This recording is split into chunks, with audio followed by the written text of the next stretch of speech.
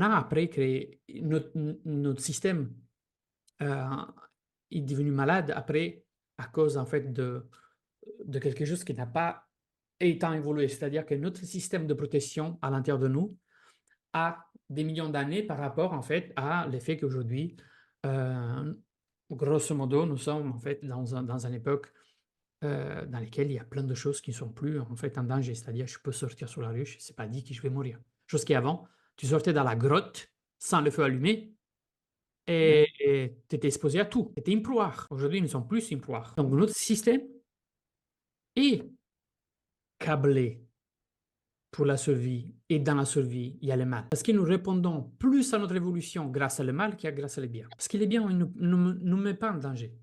Que je suis heureux aujourd'hui, ça me crée pas une préoccupation de danger de vie. Parce que si je suis triste, prolongé, ah, les systèmes d'alerte qui se mettent. C'est des situations parce que notre cerveau de base et notre système, il est câblé pour nous créer des exemples.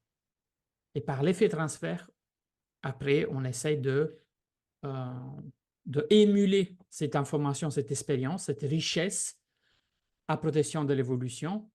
Et par contre, après, malheureusement, devient beaucoup plus limitante qu'aidante, ces systèmes. Surtout quand c'est les systèmes automatiques qui fonctionnent tout seuls. C'est-à-dire nous, on ne reprend pas le contrôle sur ces systèmes. Tu vois, avant, quand on était dans la grotte, c'était super bien que les systèmes fonctionnaient d'une manière autonome, à une hyperprotection. Parce que la partie préfrontale, la partie en fait analytique, la partie réfléchie d'aujourd'hui n'était pas présente à l'époque. On n'avait pas la même intelligence. On avait d'autres formes d'intelligence, celle créative, celle toujours en fait de créer en fait une certaine forme d'analyse, mais était réduite par rapport à la capacité d'aujourd'hui. Surtout qu'en plus aujourd'hui, il y a plus besoin de cette partie que de l'archaïque. Donc, vous voyez, donc, à l'époque, c'était justifié que ça fonctionnait comme ça. Et c'était aidant. Grâce à cela, nous sommes en vie. Nous sommes en 2024, on se raconte ces histoires. Si à l'époque, le système n'était pas été câblé comme ça, et peu importe par qui et comment, mais si l'homme n'avait pas ça, nous n'étions pas là ce soir. Parce qu'ici, on devait faire confiance à le câblage juste intellectif de la raison, de ces mécanismes, il n'aurait pas survécu. Pourquoi? Parce que grâce à toute cette partie instinctuelle, animale de survie, justement, ça nous permet effectivement d'être là. Donc, on lui doit beaucoup à ces systèmes, mais il est aujourd'hui